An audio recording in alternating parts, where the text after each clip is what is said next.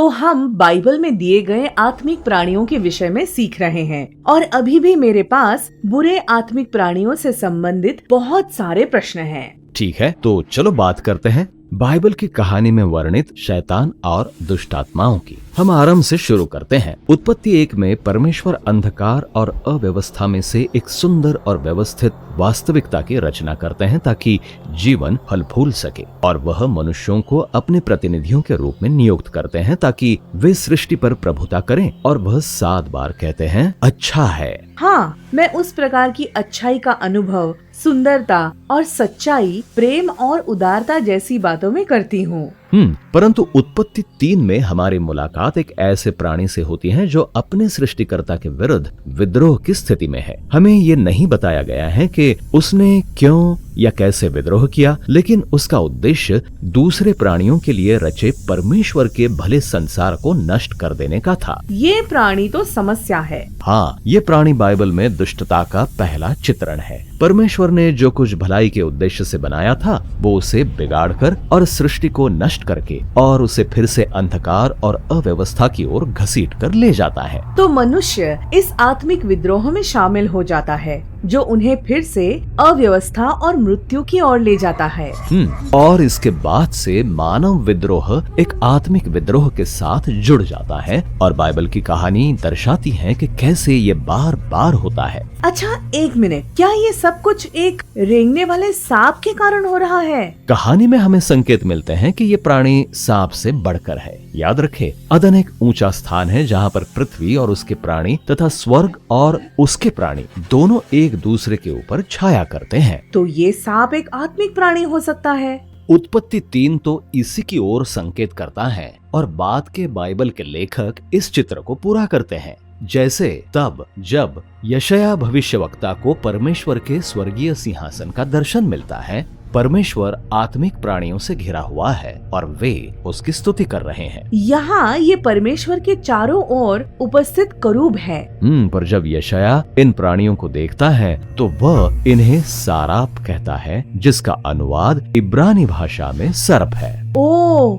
तो सांप ऐसा था जैसे परमेश्वर के सिंहासन कक्ष का पूर्व सेवा कर्मी, लेकिन फिर वह मनुष्य से क्यों बात कर रहा है? यहेजकेल भविष्यवक्ता ने इस प्राणी को एक ऐसे आत्मिक विद्रोही के रूप में देखा जो परमेश्वर की बुद्धि और अधिकार के अधीन नहीं रहना चाहता है, वह परमेश्वर बनना चाहता है। अच्छा ठीक, यही प्रलोभन तो सांप आदम और हवा को भी देता है। बिल्कुल सही। वह कहता है कि वे परमेश्वर की तरह संसार पर प्रभुता कर सकते हैं, और वह भी अपनी बुद्धि के द्वारा। इसीलिए उन सबको वाटिका के बाहर खदेड़ दिया जाता है। हाँ, परमेश्वर कहते हैं कि ये विद्रोही अब अपने पेट के बल रेंगेगा। और इसके बाद क्या होता है? बाइबल के लेखक कुछ छिपे हुए संकेत देते हैं जिनके अनुसार ये प्राणी पर्दे के पीछे रहते हुए मनुष्यों के बीच फूट और घृणा पैदा करने का काम करता है। वे इस प्राणी का वर्णन करने के लिए अनेक चित्रणों का प्रयोग करते हैं। वह एक सर्प है, या समुद्र का अजगर है, या किसी अंधेरे रेगिस्तान का कोई प्राणी, या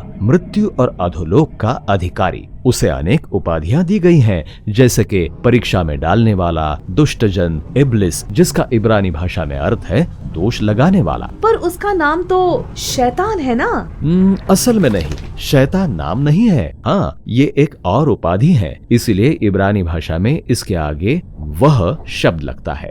वह शैतान का अर्थ है विरोध करने वाला, क्योंकि वह किसी बात में सहमत नहीं है, बल्कि वह हर बात के विरुद्ध है और झूठ का प्रयोग करके हमें फिर से अंधकार और अव्यवस्था की ओर घसीट कर ले जाने वाला है। ये तो गंभीर बात है। पर वे दूसरे आत्मिक विरोधी कौन हैं, जिनका वर्णन बाइबल में दुष्टात्माओं के रूप में किया गया है? इनके बारे में क्या जानकारी है? तुम्हें याद है परमेश्वर के सेवा कर्मियों के वह दल जिन्हें ईश्वरीय सभा या परमेश्वर के पुत्र कहा गया है?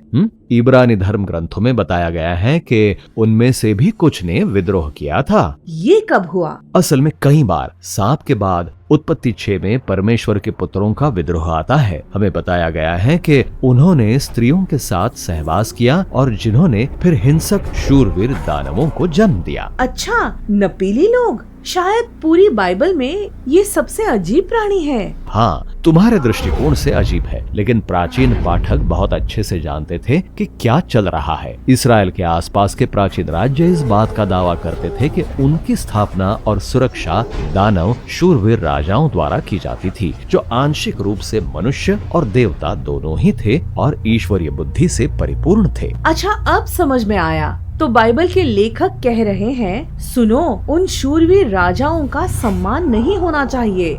सही कहा। इस कहानी में उनका चित्रण ऐसे मानव विद्रोहियों के रूप में किया गया है जो आत्मिक बुराई के बंदी हैं और परमेश्वर के भले संसार में हिंसा फैला रहे हैं। हाँ, और इनमें से एक आगे चलकर उत्पत्ति 10 में बेबीलोन नगर का निर्माण करता है। हाँ, निम्रोद, जिसका नाम इब्रानी भाषा के विद्रोही शब्द जैसा सुनाई पड़ता है, और उसका राज्य अगले विद्रोह तक ले जाता है जहाँ मनुष्य बेबीलोन में अपना नाम ऊंचा उठाएंगे। पर परमेश्वर उस विद्रोह को बिखेर देगा। और जब व्यवस्था विवरण में मूसा इस कहानी को पीछे मुड़कर देखता है तो कहता है कि ये वो समय था जब परमेश्वर ने जातियों को स्वर्ग के विद्रोही दल की उपासना करने के लिए छोड़ दिया और वे धन, यौन क्रिया और सैन्य शक्ति के देवताओं की पूजा करने लगे थे। सबसे पहले मूसा ने इन्हें दुष्ट आत्माएं कहा, अर्थात निम्न स्तर के आत्मिक प्राणी। तो दुष्ट आत्माएं वे आत्मिक शक्तियां हैं जो मानव सत्ता के भ्रष्ट ढांचों के पीछे काम कर रही होती है।